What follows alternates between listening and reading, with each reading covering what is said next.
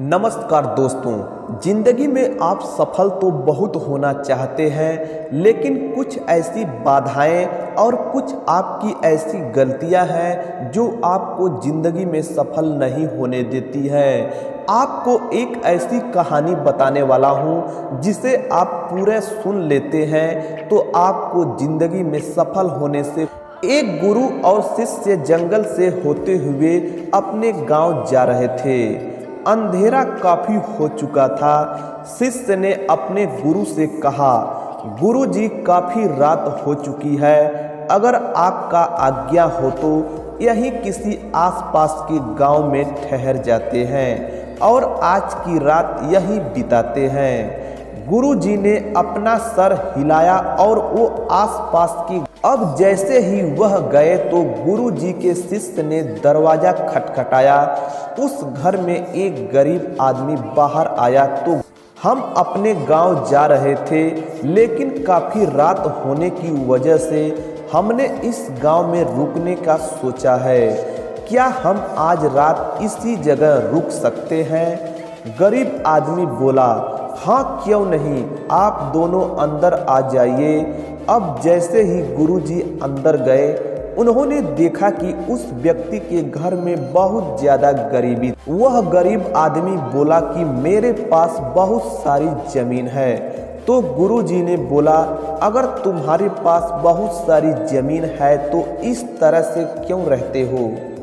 वह आदमी बोला, यह किसी काम की नहीं है गुरुजी, गांव वाले बोलते हैं कि ये बंजर जमीन और वहां फसल उगाना बहुत बड़ी बेवकूफ़ी होगी, एक गांव वाले कहते हैं। गुरुजी ने बोला कि तुम्हारा गुजारा कैसे होता है? उसने बोला कि मेरे पास एक भैंस है जिससे मेरा पूरा घर चलता है। इस सुनने के बाद गुरुजी सो जाते हैं और रात में जब सब लोग सो रहे होते हैं तब गुरुजी अपने शिष्य को उठाते हैं और उस गरीब आदमी की भैंस को लेकर अपने गांव रात में ही चले जाते हैं। शिष्य अपने गुरु से पूछता है कि गुरुजी, कहीं आप एक गलत तो नहीं कर रहे हैं? उस गरीब आदमी की रोजी रोटी इसी भैंस की वजह से चलती है। तो उस बात को करीब 10 साल गुजर जाती है और जो गुरु का शिष्य था वह बहुत बड़ा गुरु बन चुका था। तो एक दिन उन्हें उस गरीब आदमी की याद आती है कि मेरे गुरुजी ने उस आदमी के साथ अच्छा नहीं किया था, मुझे एक बार चलकर देखना चाहिए कि वह आदमी अब किस परिस्थिति में है। वह शिष्य उस गांव की तरफ जाता है और वहां जैसे ही पहुंचता है तो वह देखता है कि जहां पर उस गरीब आदमी का झोपड़ा था वह एक बड़ा आलीशान महल बन चुका था। और उस झोपड़ी के तभी उधर से उस घर का मालिक आता है। शिष्य उसे पहचान लेता है और उस आदमी को बोलता है कि तुमने मुझे पहचाना, मैं अपने गुरुजी के साथ आया था, हमने एक रात के लिए आपके यहाँ रुके भी थे। वह आदमी उसे पहचान लेता है और बोलता है कि उस रात में आप कहाँ चले गए थे?